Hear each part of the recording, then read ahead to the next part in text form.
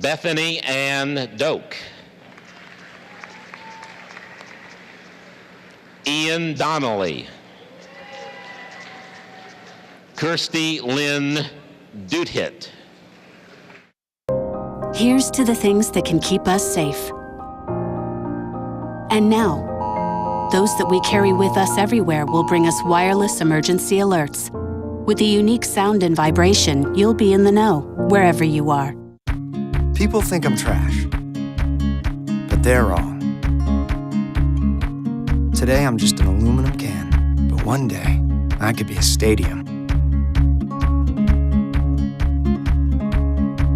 I've come up with the family emergency plan. What is it? It's difficult to talk about, so I'm not telling you. I'm so glad I won't have to remember anything. And me too. Visit ready.gov/kids for tips and information. You were supposed to make a right, but you made a left. And it's okay, you found your way. On a personal note, as I was counseling the two of you. Bethany Ann Doak. Ian Donnelly. Kirsty Lynn Duthitt. Here's to the things that can keep us safe. And now, those that we carry with us everywhere will bring us wireless emergency alerts. With the unique sound and vibration, you'll be in the know, wherever you are. People think I'm trash, but they're wrong. Today I'm just an aluminum can, but one day I could be a stadium. Kirsty Lynn Duthitt. Here's to the things that can keep us safe. And now, those that we carry with us everywhere will bring us wireless emergency alerts. With the unique sound and vibration, you'll be in the know, wherever you are. People think I'm trash, but they're wrong. Today I'm just an aluminum can, but one day I could be a stadium. I've come up with the family emergency plan. What is it? It's difficult to talk about, so I'm not telling you. I'm so glad I won't have to remember anything. And me too. Visit ready.gov/kids for tips and information. You were supposed to make a right, but you made a left. And it's okay, you found your way. On a personal note, as I was counseling the two of you. Bethany Ann Doak. Ian Donnelly. Kirsty Lynn Duthitt. Here's to the things that can keep us safe. And now, those that we carry with us everywhere will bring us wireless emergency alerts. With the unique sound and vibration, you'll be in the know, wherever you are. People think I'm trash, but they're wrong. Today I'm just an aluminum can, but one day I could be a stadium. I've come up with the family emergency plan. What is it? It's difficult to talk about, so I'm not telling you. I'm so glad I won't have to remember anything. And me too. Visit ready.gov/kids for tips and information. You were supposed to make a right, but you made a left. And it's okay, you found your way. On a personal note, as I was counseling the two of you. Bethany Ann Doak. Ian Donnelly. Kirsty Lynn Duthitt. Here's to the things that can keep us safe. And now, those that we carry with us everywhere will bring us wireless emergency alerts. With the unique sound and vibration, you'll be in the know, wherever you are.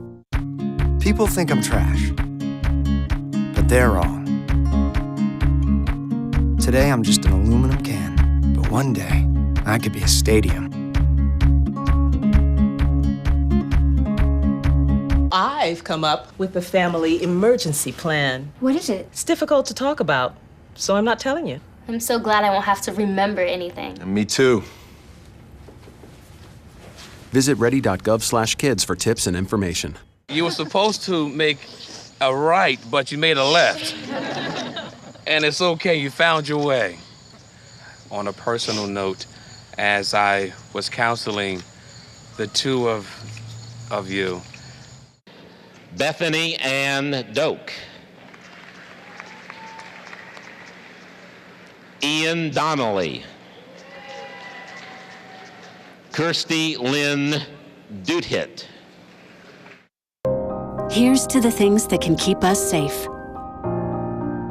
And now, those that we carry with us everywhere will bring us wireless emergency alerts. With the unique sound and vibration, you'll be in the know, wherever you are. People think I'm trash, but they're wrong. Today I'm just an aluminum can, but one day I could be a stadium. I've come up with the family emergency plan. What is it? It's difficult to talk about, so I'm not telling you. I'm so glad I won't have to remember anything. Me too. Visit ready.gov/kids for tips and information. you were supposed to make a right, but you made a left. And it's okay, you found your way. On a personal note, as I was counseling the two of you, Bethany Ann Doak, Ian Donnelly, Kirsty Lynn Doothitt. Here's to the things that can keep us safe. And now, those that we carry with us everywhere will bring us wireless emergency alerts. With the unique sound and vibration, you'll be in the know, wherever you are. People think I'm trash, but they're wrong. Today I'm just an aluminum can, but one day I could be a stadium. I've come up with the family emergency plan. What is it? It's difficult to talk about, so I'm not telling you. I'm so glad I won't have to remember anything. Me too. Visit ready.gov/kids for tips and information. you were supposed to make a right, but you made a left. And it's okay, you found your way. On a personal note, as I was counseling the two of you, Bethany Ann Doak, Ian Donnelly, Kirsty Lynn Doothitt. Here's to the things that can keep us safe. And now, those that we carry with us everywhere will bring us wireless emergency alerts. With the unique sound and vibration, you'll be in the know, wherever you are. People think I'm trash, but they're wrong. Today I'm just an aluminum can, but one day I could be a stadium. I've come up with the family emergency plan. What is it? It's difficult to talk about, so I'm not telling you. I'm so glad I won't have to remember anything. Me too.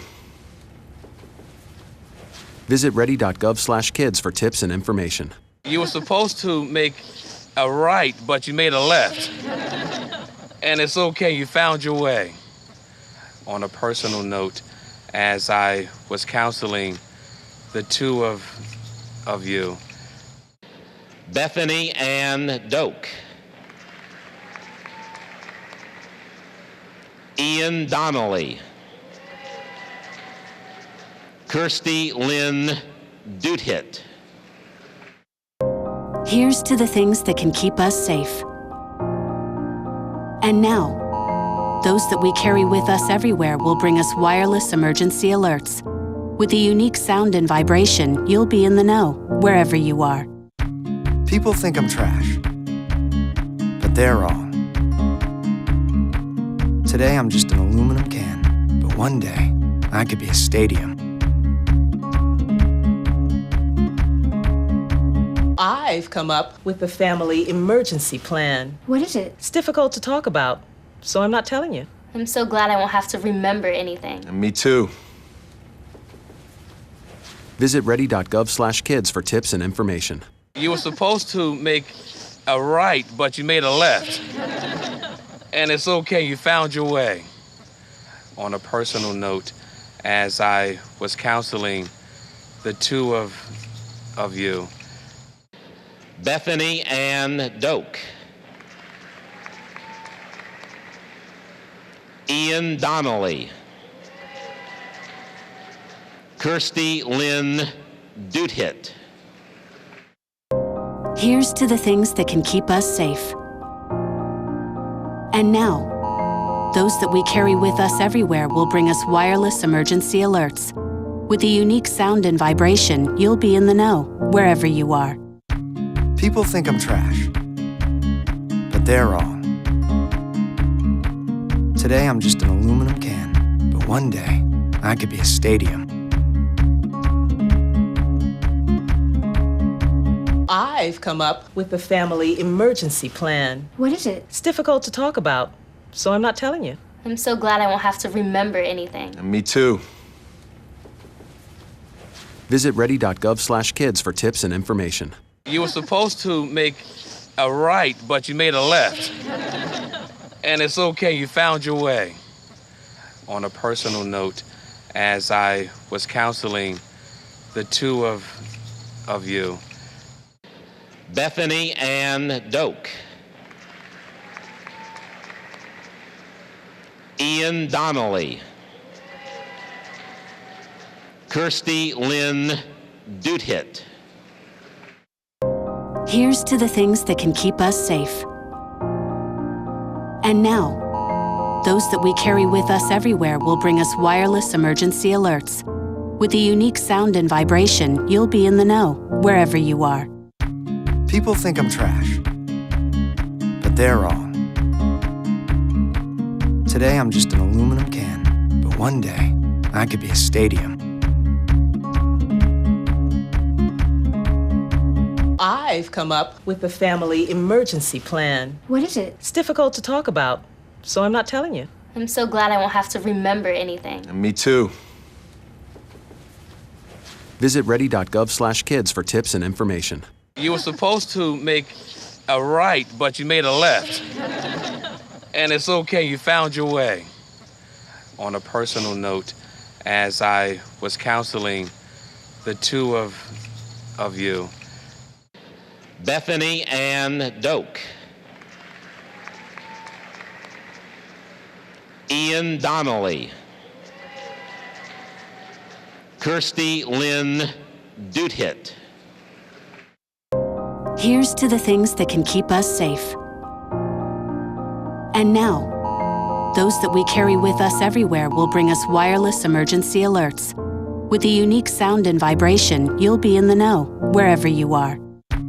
People think I'm trash, but they're wrong. Today I'm just an aluminum can, but one day I could be a stadium.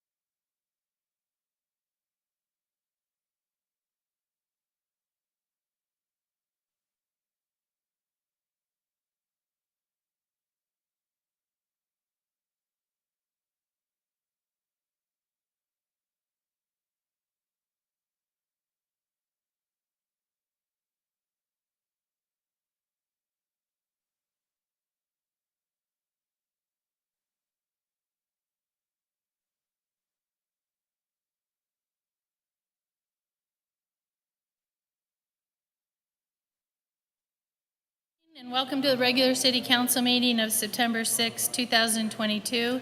At this time, we'll call the meeting to order. I will invite Pastor Gary Williams from Journey United Methodist Church Fellowship, to give the invocation, after which we'll have the Pledge of Allegiance given to us by Vice Mayor Manfredi. Is Pastor Gary Williams here? All right, Eric. Eric Gettle will step in. All rise. Let us pray. Our Father in heaven, we come before Thee this evening with gratitude in our hearts for this opportunity to be a part of our civic responsibilities and duties and to be here together. We invite Thee, Lord, to bless us with Thy Spirit, that the discussion and conversation tonight will be edifying, that decisions that will be appropriate for our city and for our citizenship will be moved forward, and that effective things will be taking place here in our city. We are grateful for the blessings that we have as members of this great community, for the safety that we enjoy, for the blessings of this great nation. At this time, we do pray for the leaders of our nation, and those that make decisions that affect us and the world, that they may be led and guided by Thy Spirit, and peace may prevail, that we may have an opportunity to extend love and fellowship and healing around the world. And these things we pray and ask for in the name of our Savior, Jesus Christ. Amen. Please join us for the pledge. Allegiance to the flag of the United States of America and to the republic for which it stands, one nation under God, indivisible, with liberty and justice for all. Thank you. You may take a seat. Thank you, Eric Gettle, and thank you, Vice Mayor Manfredi. That'll take us now to roll call. Councilmember Learman? Here. Councilmember Marsh? Here. Councilmember Vidiello? Here. Councilmember Wade? Here. Vice Mayor Manfredi? Here.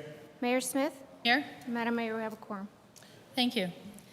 At this point, that'll take us to the report from the mayor and council. Council, I'll turn it over to you.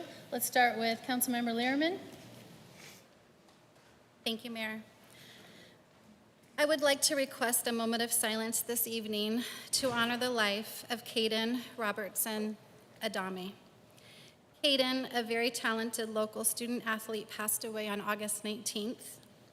He's a beloved son, brother, and friend, and he's part of the Maricopa football community. He attended local schools growing up here in Maricopa, most recently Sequoia Pathway High School. I would like tonight to honor Caden and the positive impact that he had on his family, friends, and our community, if you would join me in a moment of silence.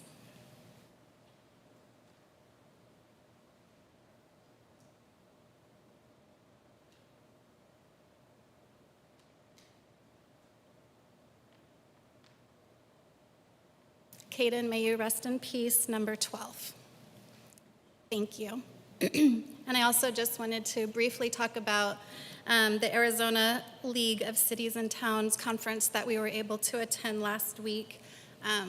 It was a valuable experience connecting with other leaders and attending breakout sessions.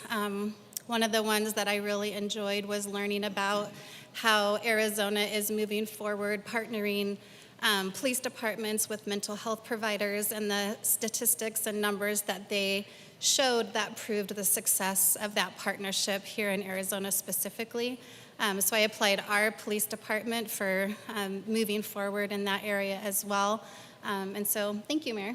Councilmember Vidiello. All right. Councilmember Wade. Oh, I also want to acknowledge our conference last week. I thought it was very insightful. A lot of good information that was generated. But also, I was very pleased to stand beside our mayor and vice mayor as an 8-year recipient of award for service to the conference, the Arizona League. Sorry, the Arizona League, and it was also a good opportunity to meet with other leaders as well.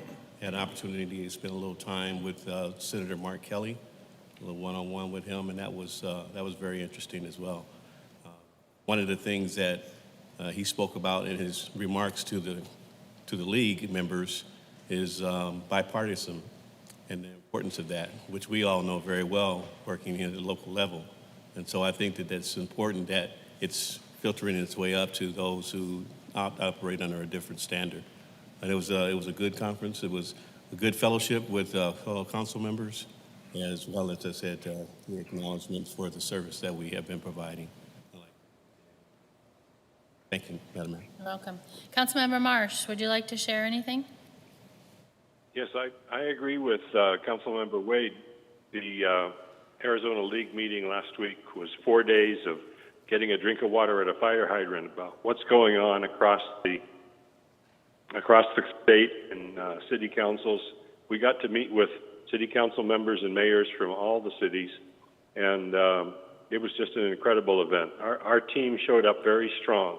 Our kids carried the flag for us going into the event, and they showed a strong video performance as well. And thank you, Henry Wade, for pulling that together.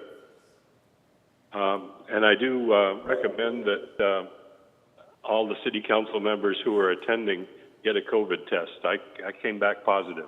Thanks. Bye. Thank you, Councilmember Marsh. Vice Mayor Manfredi. That was the fastest he's ever been up there. We got to get him on vacation more often. In 1973, we had a young woman come to the city of Maricopa, and she started a 25-year elementary school teaching career here in the city of Maricopa. Pat Brock recently passed away, and she's somebody who's documented this city and has been an integral part of the growth of our city. She was part of starting of the Historical Society and much more. If you grew up in this city, which I didn't, but if you did grow up in this city, you know her very well. And she was the elementary teacher to many of the people that call the city their home for their entire lives. So it was sad to hear that she passed, and I've met her a few times, and I think of her as a mother of this community. So it was very sad when she passed. But if you get the chance, check out the library and go to read a couple books. It's Reflections of a Desert Town, Images of America, Maricopa, 2 books that she worked on, and you'll learn a ton about the city. We've got, I think it's like 19 people have applied for positions to be on our city council coming up in the next couple months or next month or so. It should be required reading for you, and it should be required reading for everybody that lives in this city to learn more and more about who we are, why we're here, and the people who made us who we are. Thank you. Welcome. Very well said. Yep, very well said. All right, so in regards to my, let's see, I think I'm on 21 days of being the mayor. It's been a whirlwind of excitement and very interesting activities. I first attended the Board of Supervisors meeting regarding Maricopa's proposal of 5 points for election integrity. We all know what a challenge it was in terms of the election process here in the city of Maricopa, so I wanted to be proactive, and you'll see that on my 100-day plan in terms of being kind of like a thorn in the side at Pinal County, making sure they take into consideration the 5 proposals that I put forward.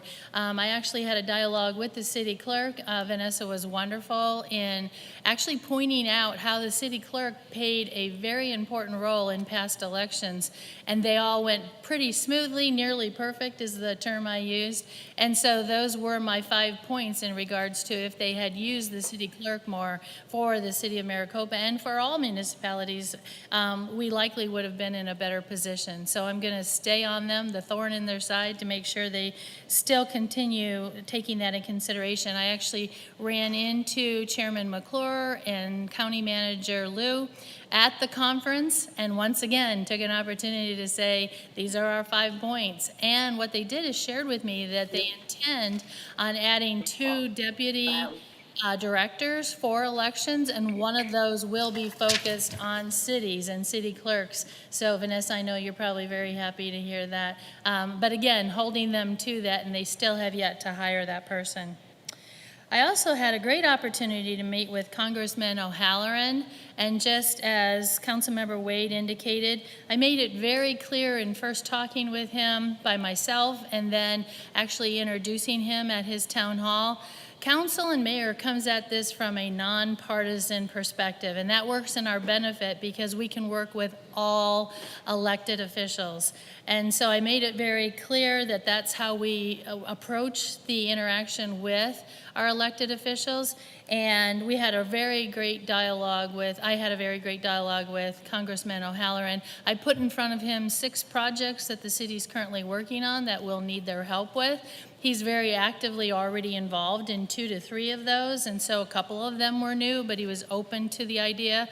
And in fact, I left the meeting with him wanting to know the telephone number of FEMA, which was one of our projects in dealing with the floodplain, on a project that they currently have under review, and we wanted to know how to speed that up. And he's like, what's the telephone number? What's the name? So we gave that to him, and he made sure that he followed up and put a little bit of a fire under their seat. So hopefully that helps. I also met with, as Councilmember Wade indicated, I was asked to meet with Senator Kelly. I got a little tap on the shoulder. Senator Kelly would like to speak with you. And I'm like, whoa, okay, this sounds good. But I took the same opportunity to speak with him. The first dialogue was on water. And so I was able to share the good news in the city of Maricopa regarding water, but how we don't take that as something that we don't need to worry about, and how we're always pursuing alternatives even here in the city of Maricopa. But he was very fascinated with the fact that we have nearly 100% of recycled water in the city of Maricopa, and how that actually reduces our per capita use, such that the city of Maricopa is the lowest city in both the Pinal County and the Phoenix Metro AMAs in regards to per capita use, city of Maricopa. And he was excited about that and thrilled and wanted to know more. So hopefully we get an opportunity in the future to talk about that.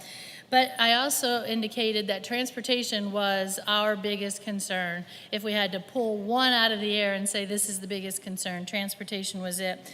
And so we dialogued a little bit about State Route 347 significantly, and then a few other of the projects. But so he's well aware. And both of these people are people we'll meet with in Washington, D.C. when we go there in the spring as well, along with several of our House of Representatives. So just know that we're out there working it. I also had the pleasure of going to my first MAG Regional Council, which is an opportunity for me to hear great topics. In this particular case, it was housing and apartments, which I wanted to hear very much about. But what I found is that through all of the metro area and the city of Maricopa, everyone is struggling with housing and apartments and the availability of affordable housing. So it was a great presentation by one of their experts, and what I get to hear is how other mayors are dealing with these types of issues as well. But here's the fun part. So I asked a question. You know, we have a project that we've all talked about in terms of an apartment project, where when this project is up and running, if you rent from them for 5 years, they will give you a check for $10,000 to go buy a down payment on a home. And so my question to them after describing it was, so what is the success level that you all have seen with these types of projects? And I'm telling you, if the mayors weren't paying attention, if the expert at the podium wasn't paying attention, they all went, what? What kind of a project is that? So what I found out is that I'm the expert. And so I got a whole bunch of attention after the meeting was over, and I've now connected MAG and these mayors with information on this project. But it was interesting because the city of Scottsdale indicated that somehow people who rent are paying for that. I said, it's possible, but how many people are going to rent for 5 years and end up with a check for $10,000? It's a really great opportunity for young people to actually walk away with a check. Anyway, the whole point being that I was telling them about a project, and I was the expert. It was pretty cool. So if you haven't heard, the flying lizards are coming to Maricopa. Anyone know what the flying lizards are all about? Well, it's pretty cool out at Apex. They've actually are going to uproot their business from the state of California and move it to the Apex. And what this does is it brings along with it a lot of people visiting Maricopa, but it also brings something very important, the possibility of ancillary jobs, ancillary businesses that are associated with this automotive corporation. And that's a really big plus for the city of Maricopa, and pretty exciting. Just an FYI, they will eventually, this is probably a year, 18 months off, they will also provide arrive and drive capabilities. So if you ever wanted to drive a hot car, that's going to be an opportunity to do that. And then last but not least, Councilmember Wade indicated to me just a second ago that we didn't talk about the Youth Council in the way that we, the council member and myself, had lunch with them at the Arizona League of Cities and Towns, and they are a fascinating group of people and our future leaders, and so it was fun to talk to them about what their goals were. And I didn't know if you wanted to add anything as a follow-up to that, Councilmember Wade. You said that they're a fantastic group of young people, motivated and creative, and they really did a good job for us. They showed Maricopa has a lot of class in the way they conducted themselves, and it's really good to be with them. And one other thing too, I got into an argument with a Tempe council member about the Tempe city clerk, that ours was the best, and I was emphatic about that, and I held my ground until two more came and battled against me, but I still held my ground that ours is the best clerk in the state of Arizona. All right, thank you. So that's your report from the council and mayor, and that takes us now to the report from the city manager. All right, so nothing from the city manager. At this time, we'll move to the call to the public. I have to read this, just so everyone knows what's going on. The procedures to follow if you address the council are: council requests that you express your ideas in 3 minutes or less and refrain from any personal attacks or derogatory statements about any city employees, a fellow citizen, or anyone else, whether in the audience or not. The mayor will limit discussion whenever she, it says he, but it's a she now, deems such an action appropriate to the proper conduct of the meeting.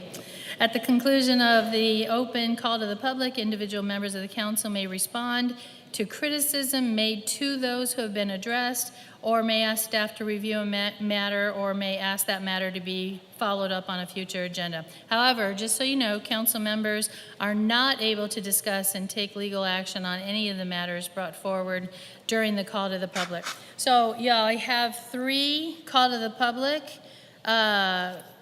notices or speaker cards, and I'll call them up individually. You'll have 3 minutes to speak, and you'll see the red buzzer go off after 3 minutes, and I ask you to conclude your comments quickly after that. Make sure the green light is on at the mic. So first I'm going to call up Grady Watson. Grady? Watson? All right. I guess we scared him away. All right. Next up is the Maricopa Veterans Memorial Task Force. So please state your name and your address, and then you may proceed. Make sure the green light is on, please. My name is Jim Bussey. I live at 44823 West Horse Mesa. And we are here. We're a group of veterans. We formed a task force for the creation of a Veterans Memorial Park or a memorial. Our mission is to work with all local veterans organizations, the city of Maricopa, state of Arizona, U.S. government's corporate sponsors, and local Native American communities to fund, design, construct, and provide perpetual maintenance for a Veterans Memorial Park to honor our local heroes that have fallen on the field of battle in service to the United States of America. We are a group, like I said, we're dedicated solely to the cause of creating this memorial. We're in good standing with local veteran organizations in this community. We know some of the members here. Our vision is to provide a proper space for the families, the veteran community, and the community at large to pay their respects to these brave fallen from our community. The second part is to provide a veteran community a proper space for flag raising ceremonies, as well as other veteran functions where their outdoor space is required. We need to make this memorial available to the entire community in order to educate our citizens and our children as to the sacrifices made on our behalf. In conclusion, we see ourselves as the voice of this community, this veteran community. We are open to any and all ideas that will make this the best possible memorial to the fallen and for the great city of Maricopa. That's pretty much it. Thank you. We just wanted to let you know that we are here, we are working, we are dedicated, we are moving in this direction, and we will be looking for support in a lot of areas to get this done. We will be fundraising, we will be doing, we have already started doing concepts. We are working diligently on it. We formed a committee, and we're going to be a part of the Maricopa Fund, the Maricopa Community Fund, and so that's our direction, and we wanted you to know that. Excellent. Thank you very much. Appreciate that.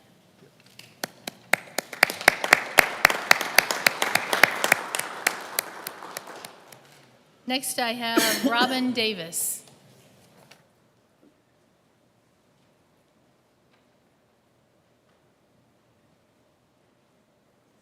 Before we start my time, I'm not sure if this is the proper portion of the meeting to speak at, because I wanted to comment on some items that were on the agenda, but because there were so many of those agendas, there were 16 of them, that I was suggested to comment during this time period. Sure, that's fine. Okay.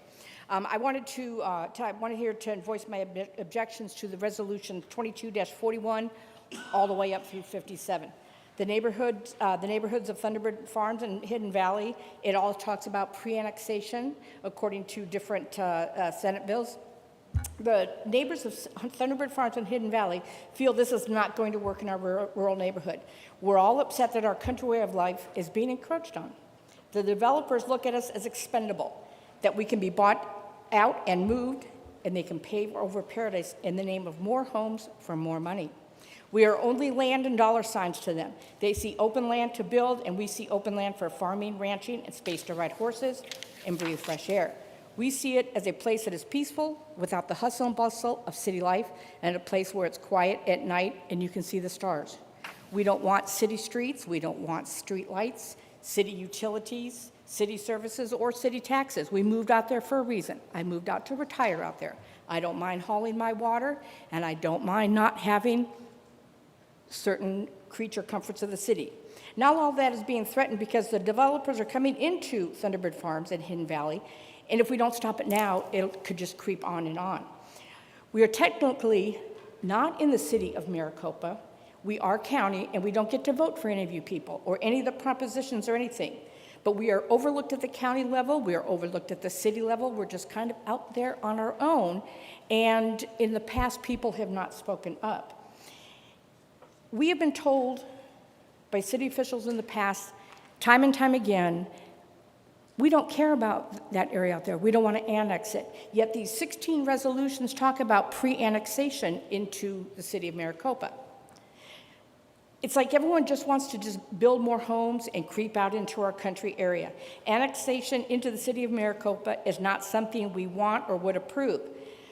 These developers should not be allowed to annex this area, this county area, into the city of Maricopa, so that we ask you to not approve any pre-annexation of these 16 different resolutions and table them to maybe a time further down the road so we have a chance to look at what they're actually asking so that we can read through the State Bill 1594, the ARS 9-471T, all this stuff. So we have time to look at this and find out. And plus the map. Well, I don't have a copy of the map. I have Senate Bill 1594. But the different areas out there in Thunderbird Farms and Hidden Valley that there's light green areas are the areas that they're asking to be put into pre-annexation.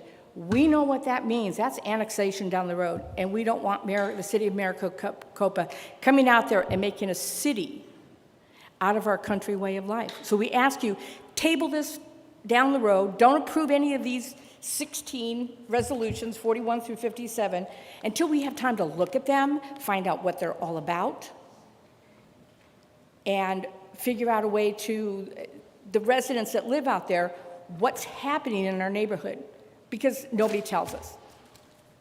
Thank you. Thank you. That is the end of the call to the public speaker cards. Anyone else willing to, not willing, but wanting to approach the podium and speak to the council? Yes, please come forward.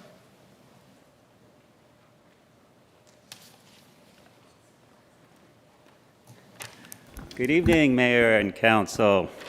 Hi, everyone. I'm Dr. John, and this is my better half, May, and Our little my one, son, Levi. We are here to talk about the 15th Annual Kids Day Maricopa. And it is a free event for kids that relates to health, safety, environmental awareness, and we do it in an educational and fun way. We will have like the police there, fire there, they'll be doing safety things. We'll also have Pinal County Attorney's Office doing some drug awareness, and Exceptional Hospital will be doing CPR. The sheriff will be there. We have free vision and hearing. Phoenix Sun Street Team, Smokey Bear will be there. We have free prize drawings all day. You want to add in? We also, Okay. we also have our master gardeners with Ace Hardware teaching how to grow our much-needed food sources. We have Impact, we have First Things First, we have Head Start, we have all the much-needed resource programs that sometimes may not get out to the families who need them, or all at Kids Day. So we're there to help all the families who have not been able to. We've had so many new families move to Maricopa, be able to have access to all those resources programs. And thank you to all of our city council. The mayor and council have been very supportive, our and police, the city manager. Our fire. It wouldn't be possible without all of you. And then It takes a village. we are that village. And I just thank you. Very excited. We'll have a petting zoo there with the 4-H club. We'll have demos with karate. We'll have gymnastics. We'll have dance. I think Levi wants to say something, or you want to say finish my thing? We'll have orthodontics and dentists. They are checking people out. We have everything and anything under the sun. And we're very thankful for all of our volunteers. So the Maricopa High School, the arts, the ROTC. I'm sorry. ROTC. The ROTC, the Tonto National Forest, the Maricopa Rotary, the Maricopa Lions, Journey United Church, the Boys and Girls Club, for Maricopa Food Bank, the Maricopa Pantry. If it wasn't for all those volunteers and all of you all as well, Kids Day would not be possible. There's hundreds and hundreds of volunteers that go into this, and hundreds of hours. And also, it wouldn't be possible because everything is free. Free food, free giveaways. Oh, I'm stealing his line. I'm sorry. Go ahead. Share. And so it wouldn't be possible without our sponsors, the Maricopa Rotary, Walmart, Hensley, Zua Family Care, Raymond Law, AC Painting, Journey United Methodist Church, United Way of Pinal County, Premier Orthodontist, the Phoenix Suns, Electric Ace District Hardware. 3, Global Water, Southwestern Pediatrics, UPS Store, Premier Orthodontics, And what's your Phoenix Suns, favorite? Ace Hardware, Say your Costco, a whole bunch of them. We're at the end. He wanted to share his favorite. Come on. What's your favorite Now stuff? he's going to be shy. I stole his line. With I'm that, maybe he might be able to tell us the day, the time, and the location. Oh, I'm so sorry. Yes. It's Saturday, September 17th at Maricopa Wells Middle School from 10 a.m. to 4 p.m. Also, they have snow cones. Right. Thank you very much. They have snow cones. Snow, he said snow Date and cones. time one more time for Vice Mayor Manfredi. Saturday, September. Oh, go ahead. About that. No. Saturday, September 17th. Saturday, September 17th from 10 a.m. to 4 p.m. at Maricopa Wells Middle School. Thank you so much. Thank you. Thank you. Thank you, guys. Would anyone else? Oh, Okay. yep. Any questions you have, or anything else? At this time, would anyone else like to approach the podium? All right, seeing none, I shall close the call to the public. That moves us to the consent agenda items. Consent agenda items include items 7.1 to 7.26. I have had a request to remove, or actually just to discuss to start with, 7.6, 7.8, 7.9, and 7.10. So if we could start with 7.6, that would be great. Yeah, thank you, Mayor. I asked to remove 7.6 because I had a couple questions from folks that came up to me, sent me emails, and wanted to talk about it. And they asked why we were entering into this agreement. Is there a member from the chamber here? Not a member, but a member of the board, sorry. Okay, I apologize. I wanted to just clarify that the reason we're going into this agreement is we've worked with the chamber over the course of the last couple of months to look at ways that we're able to help the city and economic development within the city, and by creating a strong chamber. One of the requirements we put on this agreement is that the chamber would be hiring a director, someone that would be in charge of the daily operations of the chamber. There's cities around this county that have very successful chambers, and it can be attributed to the directors in Casa Grande, Renee, in Coolidge, Mr. Rodriguez, and others who work really hard to make sure that the day-to-day operations of the chamber are being upheld. So that's what we want to make sure is happening here. And I apologize, I didn't tell them I was pulling it, so maybe that's why they're not here today. But that's the reason that I pulled it, just to explain to others that the reason for us entering into this agreement is because we want to see the chamber succeed, because a strong chamber is a strong economic development, strong economy for the city of Maricopa. Thank you. Thank you. May Council, any other dialogue on item 7.6? Yes, Councilmember Wade. I also had asked for that item to be pulled for the consent agenda so we could have some dialogue here, and really would like to hear some so that we could make sure that the community is aware of the transactions that's taking place with the city and the Chamber of Commerce, what the benefit of that is, what the pros and cons of that is. And I just wanted to make sure that when you leave this place and you're having your garage conversations or driveway conversations, you will be able to tell the truth about why this is taking place, as opposed to not being here and speculating one way or another. So if there's anyone out there that has any discussion items they'd like to address with that particular item, be more than happy to listen to it. Thank you very much. Council members, any further dialogue? Any questions, concerns? No, we could place it back on the consent. All right, we'll place that one back on consent agenda. So item 7.8, I believe the city manager will have a little dialogue, but I do have a speaker card on 7.8. And do you want to go to the speaker card first? Sure, that's Dory Levy. Name and address, please.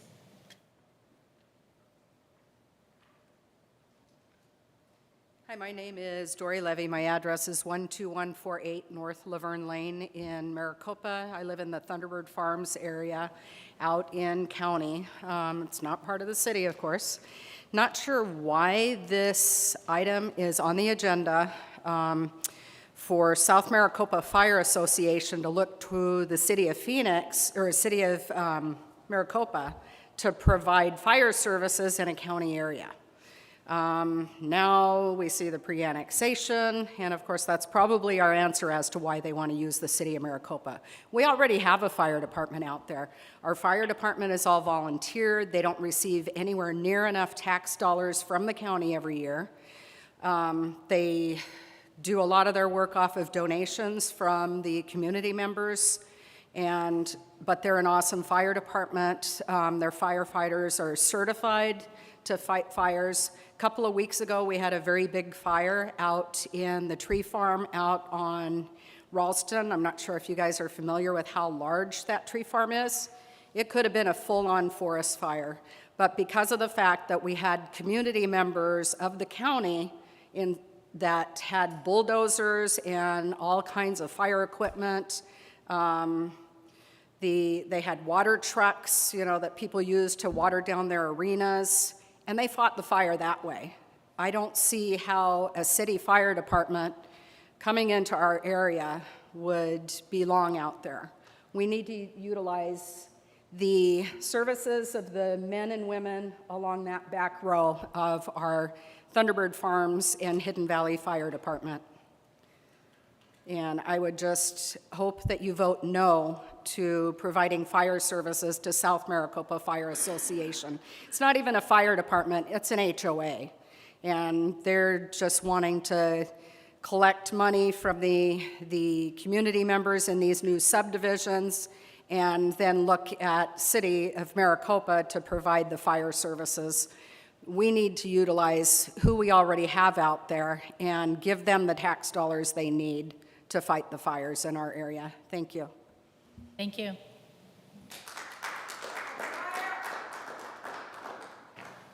City Manager. Thank you, Mayor and Council. I think we have a map. If I could ask our guys in the back, pull up the map, please. So this is a process that's been about 9 months in the making.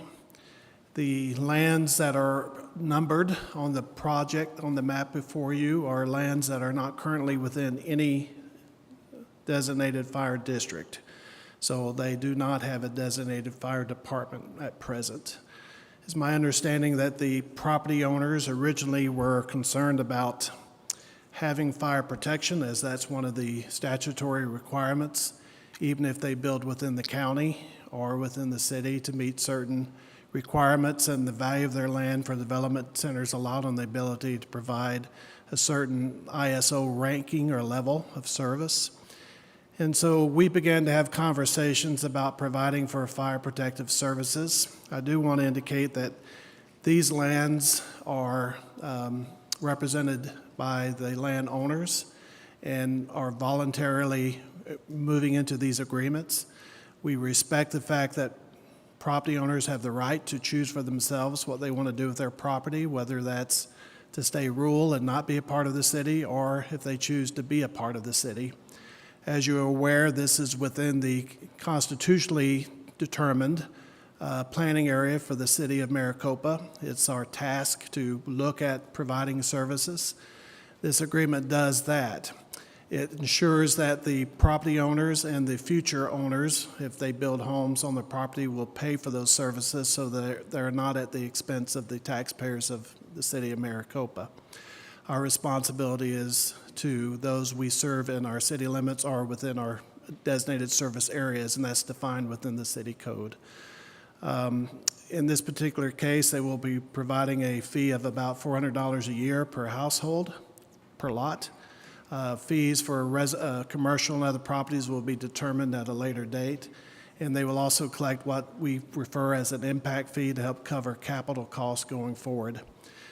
This is a voluntary decision of those property owners who wanted this to work, and of course, we did want a pre-annexation agreement as a part of it because it's part of our growth plan.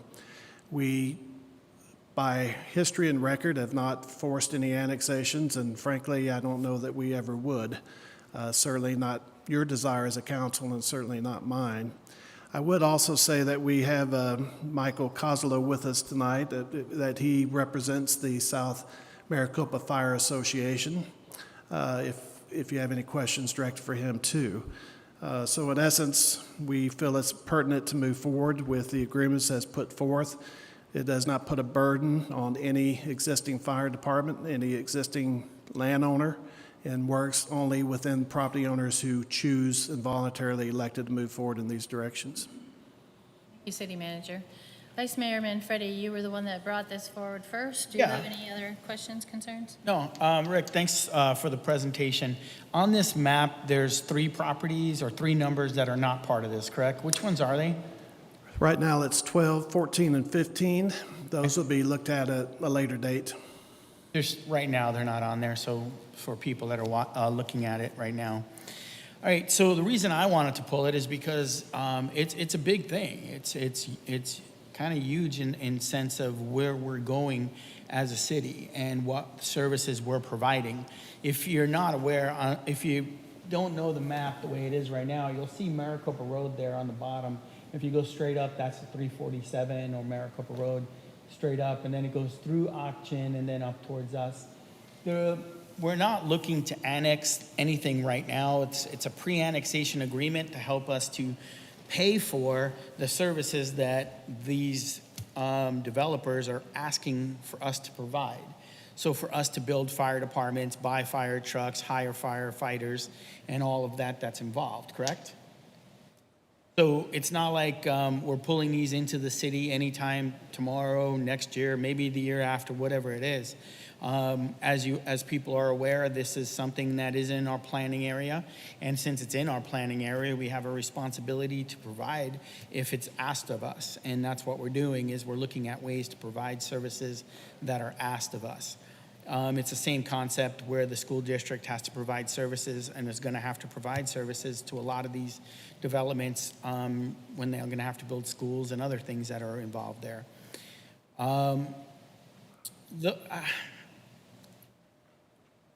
I just want to make it clear is also that this is developers asking us to step in and help at this situation.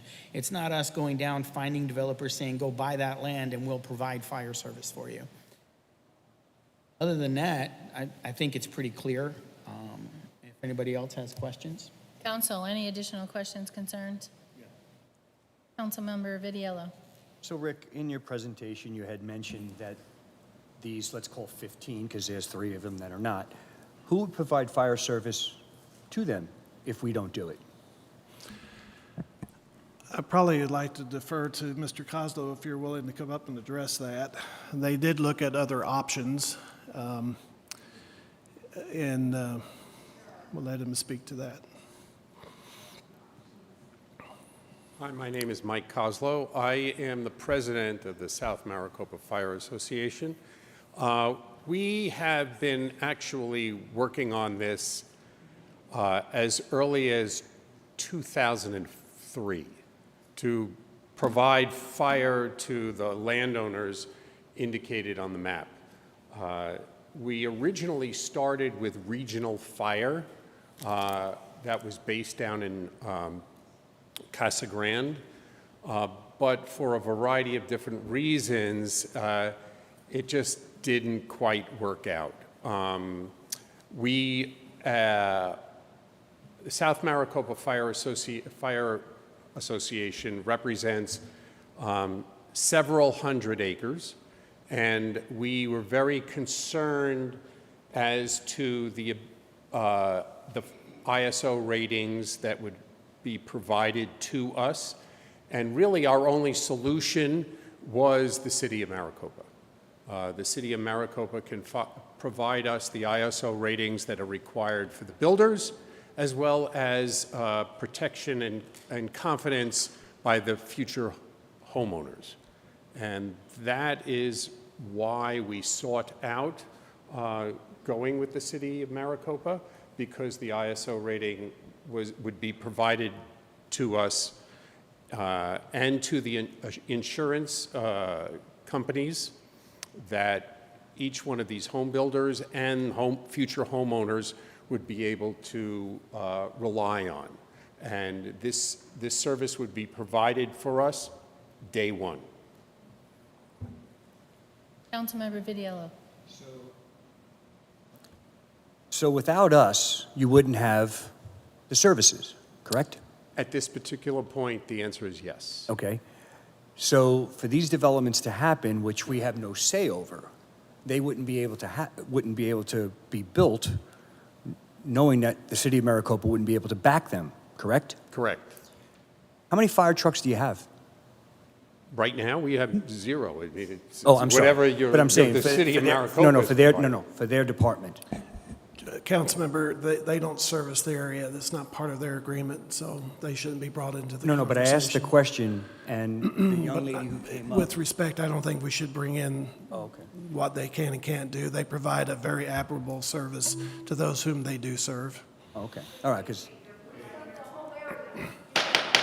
Call to order. Okay. Please don't speak out of turn. Thanks, Rick. Sorry, when I saw the hand up, That's what I was I thinking. will tell you that it was a few years ago that I did speak personally with Chief Alcott, and we had a very pleasant conversation, told him exactly what we were doing, and I just want to make that as part of the record. Mike, Vice Mayor Manfredi. thank you for the explanation. What is the ISO rating? It is a rating that the insurance companies use to provide levels of insurance. And the higher the rating, the more coverage the individual gets. Is it true that if you don't have an ISO rating at all, if you have no fire coverage, you can't build even if you're on a small plot of land and you want to put a house on it? I believe that that is true. But you could build if you're using your own money. Right. But if you want to borrow money. And I also want you to make it aware that in order to get a plat approved, a fire provider must be indicated. I think, yeah, that covers most of it. Thanks. Any other council members? So, Thank you. yes, thank you. Vice Mayor Manfredi, since you pulled this, is it acceptable to move it back into consent? Yeah. So 7.8 is moved back into consent. 7.9, that is, well, I believe we have a presenter, Ben Bitter, will be speaking on 7.9. Thank you, Madam Mayor, members of the council. If it's all right, we can hit both 7.9 and 7.10 at the same time. Perfect. These are resolutions to pass intergovernmental agreements with, excuse me, the Arizona Department of Transportation. These are monumental for the city of Maricopa in that the city would then have its own, be able to set its own destiny in terms of ownership, jurisdiction, and maintenance for State Routes 238 and State Route 347. With that, we effectively get 4 key elements. That would be control of the permit process, which includes being able to speed up that permit process, where if we have someone applying for a permit or access or widening or what have you, we control that process locally, and we would be able to do that a lot faster and have the sense of urgency that is needed for our projects. We also would be able to determine access points where appropriate and design as appropriate to the city of Maricopa. For example, we would not need to have roundabouts if we don't determine the roundabouts are the appropriate solution.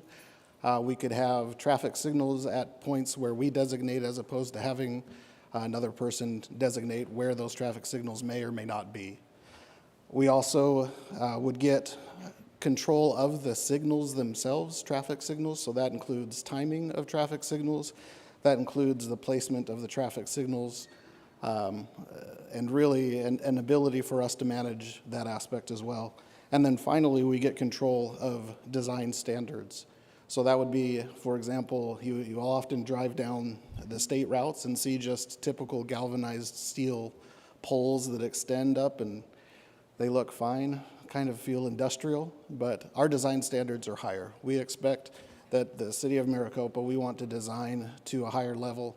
We want to have those decorative street lights that you've seen popped up around the community. We want to have a higher level of design within our landscaped medians, and we want to have poles that have a little bit warmer feel.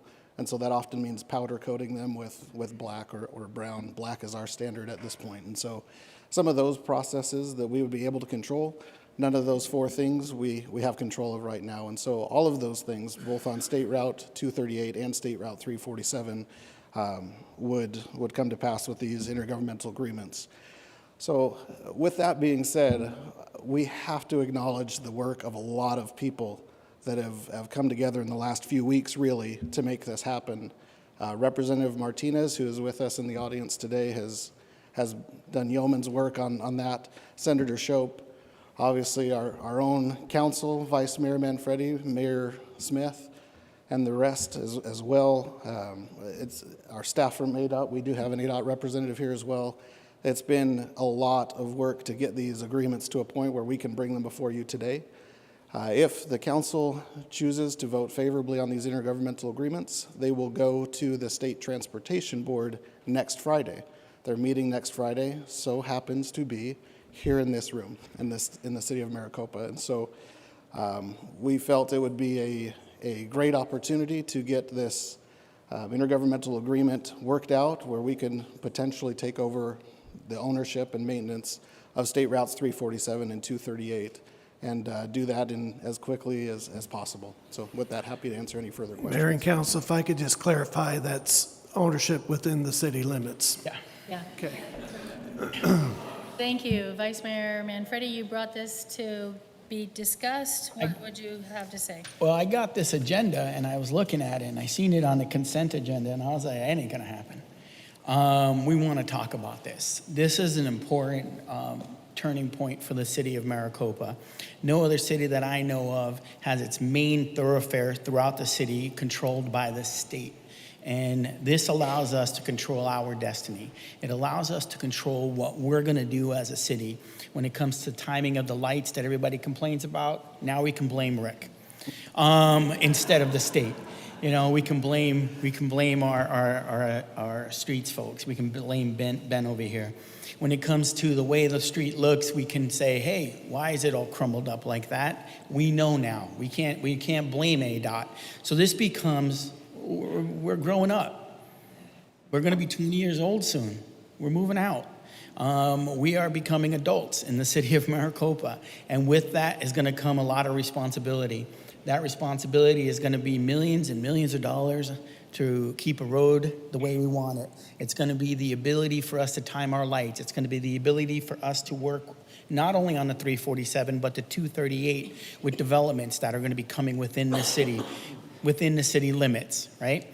So it's going to allow us a lot of latitude, a lot of flexibility when working with developments, when working with within ourselves to do what we want to do. Self-determination is the greatest thing there is, and we get to do that as a city. And I know you mentioned Teresa, but this doesn't get done without her becoming our representative a year ago and stepping into the fold and pushing so hard. And she came to us and she asked Mayor Price, he's hiding back there, so you didn't mention him, but Mayor Price is back there. And former Mayor Price, he's not up here. And asking us, all of us, what do we need? And this was one of our asks, is the ability to control our own destiny. But it also came down to the money involved too. And she fought so hard for that too. So we're gonna be able to do a lot of things that we just wouldn't be able to do. Everybody's asking about the monument. This means the monument will go up. It should be done by mid-November, early December. I keep telling people by the end of the year. That way we overpromise, underpromise and over-deliver. So by the end of the year. But in reality, we should have that thing up by December. And it's our ability to work with our representatives like Teresa and TJ and Mark and Vince before and Brett Roberts and all of our representatives. It's our ability as a city to get involved that makes these things happen, because they don't happen organically. They happen with a lot of hard work and determination. And like our former mayor would say, it's the true Maricopa grit that we have, where we don't give up ever. So that's why I wanted to pull them, for that reason and that reason only. But if no one else... Thank you. Other council members, any comment, question, concerns? Councilmember Learman. Well, I can't let the topic pass without thanking everyone, just like Vice Mayor did. This is a huge step forward, and I just want to thank everyone who took a part in making this happen. So that's amazing. Thank you. Never been so happy to vote yes on something. I know it. Anyone else? Any other council members?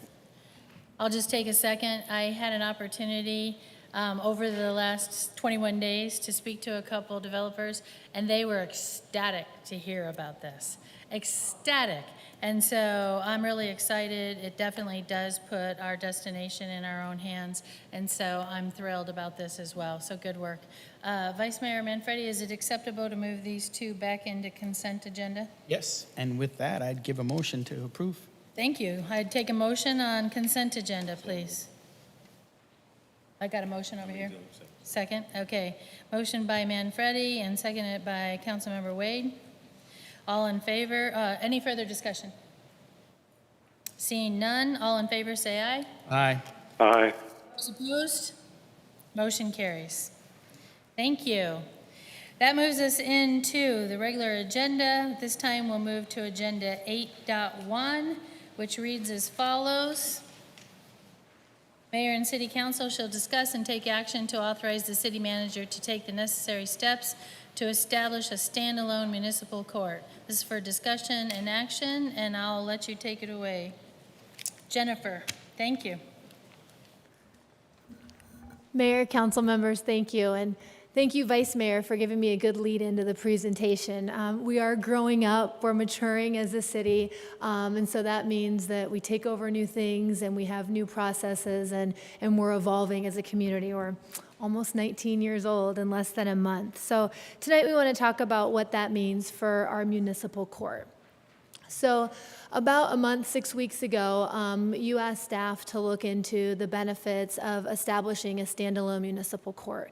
We've reviewed a lot of information, talked to a lot of different people, and tonight we're coming forward with a recommendation that we should in fact establish a standalone municipal court with an operational effective date the beginning of 2023. As I walk through this presentation, I'll explain to you how we can establish this court program as well as build a courthouse with no additional debt and no increase to taxes. So first I want to start off with what is a municipal court?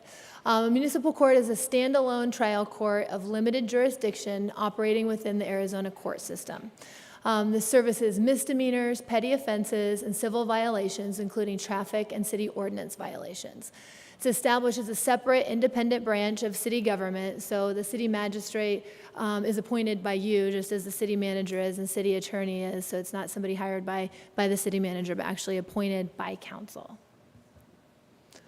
Currently, today, our setup, and this is the setup that we've had since we first became incorporated in 2003, we've delegated that responsibility of our municipal court to a co-located shared court to the Pinal County Justice Court. So currently today, the Justice of the Peace also serves as our city magistrate and is the presiding judge over both of those, and those services are shared there together. Presently, the city cases represent about 64% of the workload, and this has been increasing each year as we've continued to grow. So again, it was a great starting point for us as a city and really got us to the point we're at where we are maturing and growing up. But it is important to point out today, even with our large size as the largest city in the county, we are the only city in the county that does not have a standalone municipal court. So, as proposed, a dedicated municipal court will bring improved efficiency and effectiveness with a city council-appointed municipal judge who can dedicate their time and expertise to adjudicate city ordinances and codes. So as part of this process, we went and met with several cities, went with the city of Buckeye, Casa Grande, Paradise Valley, some of those who have had very long-term established standalone municipal courts, just to understand kind of the benefits that they see in this and that they've gained through doing this. We also met with the state and county who talked to us at length about what we need to do this and what it would all look like. And so through that, really the benefits that came up is, these are our city ordinances, this is our code that they would be enforcing. And so it gives us that ability to really have that expertise in our ordinances and our code to be able to look at that. And it also gives us that ability to do what we see as best for our residents and the goals of our city. And some of the cities we talked about programs that they were able to start in their municipal court, like a veterans court or a teen court. They talked about efficiencies that they were able to gain through a more focus on video arraignments and things like that. They talked about being able to work with residents as needed for their population to make sure fines got paid instead of just issuing warrants. So different things like that. And it's also important to point out, as we're looking for efficiencies and effectiveness, today we have a separate hearing officer who hears code violations. So bringing this together would bring all of those under one umbrella. as you saw with the previous slide, with that number being up to 64% now and still increasing, really our growth and present needs warrant this action to better serve the municipal need, not just now, but into the future as well. So we need a location. As I mentioned, we are able to do this debt-free with no tax increases. The blue site up there, right behind City Hall, is the site that we would be recommending for a future courthouse. There's a lot of synergies that can be gained with this. They'll need our IT, our finance, our HR, that's all right there in that building, as well as just south of that will be where our new police station and dispatch center will be. So it'll really be that one-stop shop municipal campus right here, and the courthouse will be a new addition to that. So like I said, the funds are available and in the budget today for us to be able to construct this court facility. However, as we all know in the climate we're in today, but just building a building anyway, it won't be here tomorrow. We can't snap our fingers and have it here tomorrow. So we do need an interim solution to be able to have court services if we were to be able to start this the first quarter of 2023. So we've looked at a lot of different options, but what really seems to be the most effective, cost-effective, as well as just workload effective and operationally is to utilize the council chambers as our courthouse. So the council chambers would be our courtroom. There's some really minor improvements that we need to make here at City Hall to make that happen. This hallway right out here would be the entrance, a separate and secure entrance to the court, so folks wouldn't walk into the main lobby. They would walk in back here. This area, there are partitions that we can create a lobby as well as a separate meeting room for folks to meet with their attorneys in kind of a private space before any hearing, and then the hearings, the court would be heard in this room. It would still be able at night and as needed to be utilized by you, by P&Z, by the meetings we already have established in this facility. So it shouldn't impact those at all. And really it's the cost of building a wall and cutting a window, I think, as we've been kind of looking at what we'd need to do to make this happen. So pretty minimal for the temporary solution to be here, and pretty easy to clean up and make look normal. It wouldn't take much except for maybe taking down that wall when we move into our courthouse. So obviously numbers critically important to looking at how this will all be put together. So the court administration, the operations will initially be funded through the fee collections of the court, and that will represent a little more than 80% of the annual budget for the court. The balance of that will be funded by the general fund. The interim facility we estimate at around $15,000. We'll need to obviously get quotes and everything for that. And then the permanent asset, the courthouse, we're estimating at about $2.7 million. Again, like I said, this is budgeted, so no additional debt or anything with that, or no increase to taxes. And what's really neat is this will be able to be paid for by some development, and we'll be able to use development, repay ourselves with the development impact fees in the future to pay for this. So I think this is my final slide. I'm really looking for next steps, so the timeline that we would be taking to get this up and running. First, we would look to hire and appoint a judge, followed by the court administrator and the clerks. We would work to retrofit council chambers, and then work with the state and county to begin the transition. And, you know, IT, security, records, there's a lot of little details that need to be covered. We met last Thursday afternoon with the state, and they were very encouraging. They offered us lots of great resources and support to be there for us as we make this transition. And we feel confident after those meetings that we've had that we would be able to have a standalone court operation by Q1 of 2023. So with that, I open it to any questions you may have. Thank you, Jennifer. Yeah. Vice Mayor, Council, any questions, comments, concerns? Yes, Councilmember Wade. Hi, Jennifer. Thank you very much. It's a great presentation. And in line to development of fees, development impact fees, when you're speaking to other municipalities, was there any kind of a gauge that they could give you as to what would be considered medium cost, low cost, high cost, and where would we fit in that range? Councilmember, I'll speak to that. You're referring to the impact fee assessment? Yes, sir. That will all be factored in with the total public safety impact, so future fire stations, police stations, dispatch center and courts will all be factored into the public safety. That will go through an analysis. We're actually in the process of doing now, but I want to make it very clear that that will be paid by new development, not existing taxpayers. So that will be 100% based on new development coming in, because just like we moved from portables to this city hall, and we moved from a small library to a medium library to a big library and now to a bigger PD, we're a growing city and we're transitioning, and that's what part of this is. So with those growth needs, they should be paid by the people who are causing the growth and not the people that are already here. So do we have that number yet? At this point, I don't know. I don't think it'll be significant per household, but it could be in the neighborhood of $200 to $300 per new household or new home permit, but that's a guess, to be honest with you. I was really struck by the difference between what we could use on an interim basis versus what it would cost us to build it out. It seemed such a wide difference, $15,000 versus $2 million. The $2 million is based on an estimate of $450 a square foot, and it patterns after some existing buildings that already exist throughout the valley. Our numbers for the new PD, which we're ready to bid out, it's a little bit higher than that, but that's because of the dispatch portion of it. If you look at the non-dispatch portion, $450 is about the range of cost. So obviously, until we bid it out and know what it is, but the important thing to note is that these funds are in the existing budget. We talked about just transferring them around, and we're not having to create new dollars and not take on any debt, just like we haven't for any of the things we built in the city. We've not had to take on any debt other than Copper Sky. So, And finally, those things that we may have to do in transition, is it possible that they would be permanent? You mentioned cutting a hole in the wall, for the glass. Back to... Well, permanent's a long time.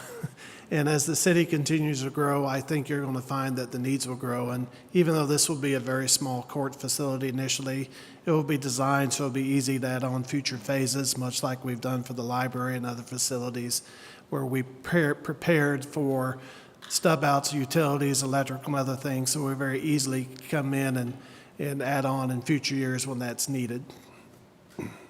Thank you. Thank you. Council members, any further questions, concerns? Yeah, sure. Vice Mayor? Yes, Vice Mayor Manfred. Talking a lot, so why not just keep I know, going, just right? keep going. Right? On this one here, I want to make it clear what we're doing here is looking at the future. It's not any negative on what's happening today in our current court situation. Our current judge is a great judge. He's a great man, a great person. We're looking at the future of the city of Maricopa and the growth that we're seeing. And when you look at pre-annexation agreements that are in place, that are going to be that are now in place after today, when you look at that, when you look at the work that we're doing on the lower Santa Cruz and how we're going to pull out enough space for doubling the city of Maricopa alone out of that floodplain alone, and we're moving towards having what do we have now, 60, 70,000 people. We're going to have 90, 100, 125,000 people over the course of the next 5 to 10 years. The city is bursting at the seams. The courthouse, while brand new, it is a shared courthouse that no one else in this county does. And I think very few in the state do, sharing the courthouse. So that's the reasoning for this. And, if we could stay in the situation we are right now for as long as possible, what would happen is we'd stick at a point where we're like, oh no, now we have to build. And the cost will be astronomical, and we'll be in an emergency situation. And if anybody knows anything about emergency situations, that's when you pay a lot more for something that you should have taken care of before. If you have your stomach hurt and then you go to the doctor and you find out you have a appendix issue, and you go to the doctor, you go to surgery, everything's fine. Show up at an emergency room and you're going to pay 3-4 times that cost. Same solution, but different costs. So when I look at it, it's something that, I actually said I don't like using the chambers as a courthouse, but it's something that if we have to do, we're going to have to do. But going forward, I think we have to really push forward and look at where we are going as a city. the 238, the 347, the courthouse, the new police station, the new library. Everything is growing, and everything has to be sadly replaced at one point or another. And at this point, we're looking at the municipal court and how we're going to be able to handle the caseload we're going to have. So, yeah. Thank you, Vice Mayor. So I'd like to discuss just a few points as well. Judge Riggs is in the audience, and I want to make sure that we are very, very happy with all the work that Judge Riggs has done with the partnership with Pinal County. That partnership was developed during a time when the city had no money and really needed that type of a partnership and the shared cost, and it really did save the city a lot of money. But as indicated, it's so true, we are growing, and if we wait until the time that we absolutely need it, it's probably going to be 3 times, 4 times the cost. So that speaks in the favor. I do really appreciate the fact that you went out, you researched city by city. I don't know how many cities you went to, but I appreciate the work that you've done. And you basically are coming forward with this proposal to have a plan for an interim court and then a permanent court. I love that it's going to be done for debt-free, that I always am no taxes, additional taxes. That's awesome. My question is, it sounds like, and I have spoken with the city manager, sounds like the confidence level of succeeding come January 23 is very high. And so I would just like a little discussion on that. And also, is there a backup plan should it be needed? Yeah, we do feel good about it. We know it's a fast timeline, and so we've been nervous at different steps along the way. I think figuring out that this was the interim space was a big relief. Some of the other areas that we looked at, like modular buildings or commercial space and leasing that, were just very difficult to get done in the time frame. So that works really well. And then, as I mentioned, that meeting that we had with the state last Thursday, they saw no reason and gave us no indication that the timeline was too fast at all. In fact, they never really even said that. We were the ones who said, we know it's short, will we be able to do this? And they really felt good about it. They have a neat system where they have the computer system and everything, so they come out and set it up for us, and they set up the computers for us, and they felt confident in that. They said, you say the word, and we're ready to go and start working with you. So really it'll be about hiring the right staff, and we'll start that process tomorrow. We have job descriptions lined up and everything, so we'll work on getting everybody on board and getting it set up. So I feel good. Yeah. Very good. Mayor, if I can just add, they are working with some retired judges as consultants to help us with this process, and I also wanted to indicate that Pinal County management is well aware of this and supports our efforts as well. Very good. And then lastly, in terms of a question, I think it might help the public to understand what are the the case types that come to this court. And I think it's important for them to understand we're not talking dangerous criminals, that type of. So if you would talk a little bit about Yeah, that. correct. There are no felony cases that are heard there at this municipal level. They're all civil. Primarily they are traffic violations, some DUI cases. So yeah, these aren't felony cases or felony defendants that are going to be coming in here. They would include code violations of our city code and those type of things. I think it's important to note that whereas Pinal County and Judge Riggs has served us very admirably, he is the elected justice of the peace and his court handles those bigger items. So, Very good. Okay, any additional questions from the council? Mayor? Yes, Mr. Councilmember Vitiello. Mr. Rich. Yes. No. Jennifer, Councilmember Vitiello. can you talk a little bit about how the entrance is going to be, the security? Because obviously the safety of the citizens of Maricopa is very important. Obviously, the justice of the peace, it's very important. Correct. I just want to make sure I understand how this is going to work. Yeah. Is there going to be metal detectors? Is it going to be sheriff or PD there? How is that going to work? Yep, no, that's an excellent question and one that took us a while to wrap our heads around how this is going to work in this facility. So they'll enter into this side door and we will have a security guard that is there full time. So who that person is, we're going to have to work out the details of what that looks like. We will have a security guard there, and what the state has recommended is that we start with wanding, so they can, wand as a metal detector.